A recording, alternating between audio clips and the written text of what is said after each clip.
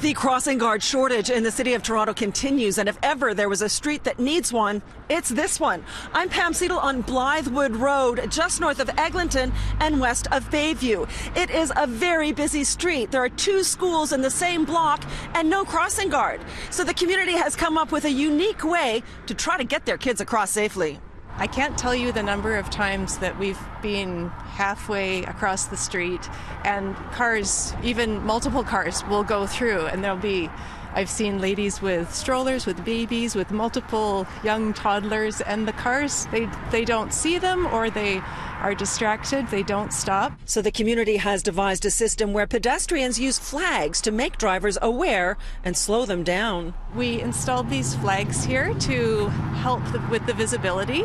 I think they have helped somewhat, but they're not ideal, and we've many times been out there holding the fluorescent orange flag, and cars continue to go by. They don't really see us, so my mom starts waving the flag really close out to them so they can see, but it's a bit scary because you sort of think that they're going to crash into you. Parents tell me the street has become much busier thanks to construction on Eglinton, which drivers try to avoid. It's also a popular route to Sunnybrook Hospital, which is at the end of the street.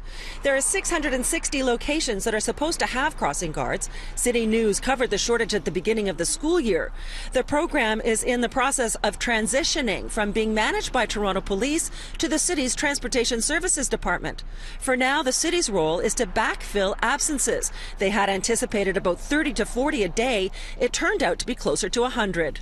For the last 3 months, we've been working with our councillor, Jay Robinson, on trying to resolve this issue. Yes. We're missing 2 of our 4 crossing guards here and in front of the school.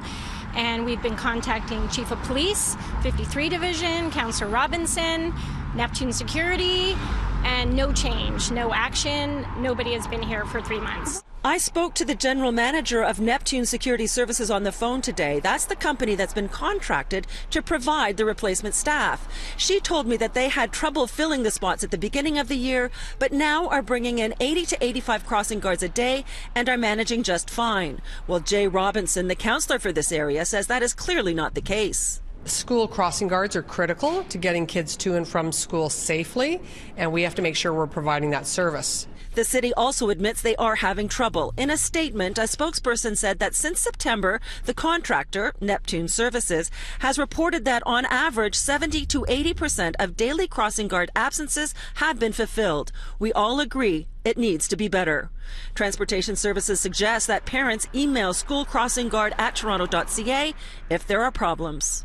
Turnover rates for crossing guards is high. It is not well paid or full-time work, and it's a split shift. Neptune also told me today that crossing guards tend not to show up when the weather gets bad, so they're expecting to have to fill even more positions in the coming months. Both the City of Toronto and Neptune are actively recruiting people to become crossing guards. On Blythewood, I'm Pam Seatle, City News.